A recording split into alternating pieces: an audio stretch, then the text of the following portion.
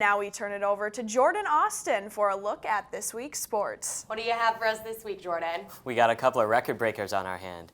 An NDSU sprinter is already breaking school records in his first year on the team. Damian O'Donnell takes us there to learn more about what pushes this young runner in his sprint for success. Adrian Harris is far from home. He grew up in St. Petersburg, Florida, and was a highly recruited track star coming out of high school. While considering where to go to college, his mother ran into some trouble while visiting North Dakota, and Adrian knew just the number to call. So I immediately just picked up the phone and called Coach Keller, and like that, he split second helped her out, and that just meant a lot for me. It showed that he cares about me more than just me being an athlete. Like, he showed that family side, and that just meant a lot to me. That put North Dakota State over any school. That was like the seal right there. So Adrian came in highly recruited, but still had to prove himself on the college level. That did not take him very long. He broke NDSU's 300-meter record with a blazing time just over 34 seconds, shattering a record that stood for over 15 years. Adrian is doing what he can to keep his head down and continue to work. of course, I'll say it does mean a lot, but I try not to think about it. I still have a lot of season left, and I don't want that just breaking goals to be my main thing. Coach Clayton Pritchard, however, knew right from the beginning that Harris would be in position to do great things.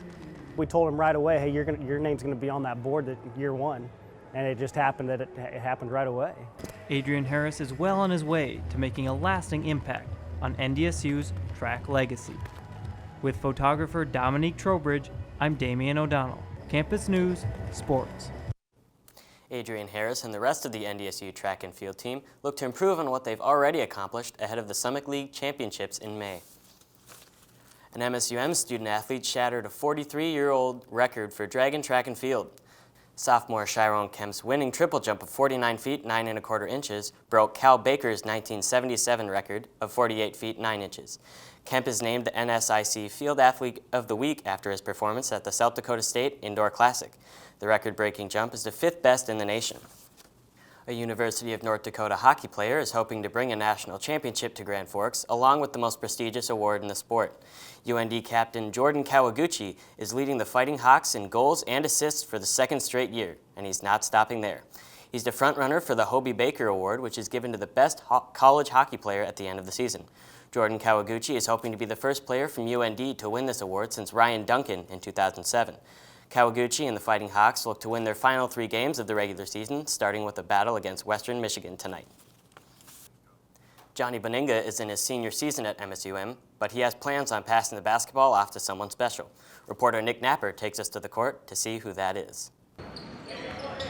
MSUM basketball player Johnny Baninga is closing in on his final games as a Dragon. But with his large family, he won't be the last Baninga to play here. It's more fun that he's here. He's redshirting this year, so unfortunately he's not playing, but it's really cool to see him grow and get better as the year goes on. The MSUM basketball team not only has one Baninga, but 2 Baningas. His brother Jacob is a redshirt freshman.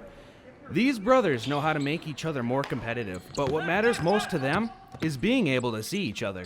I wouldn't say there's a sibling rivalry. Like, that's not really me and Johnny. We go at it definitely, but it's all love at the end of the day.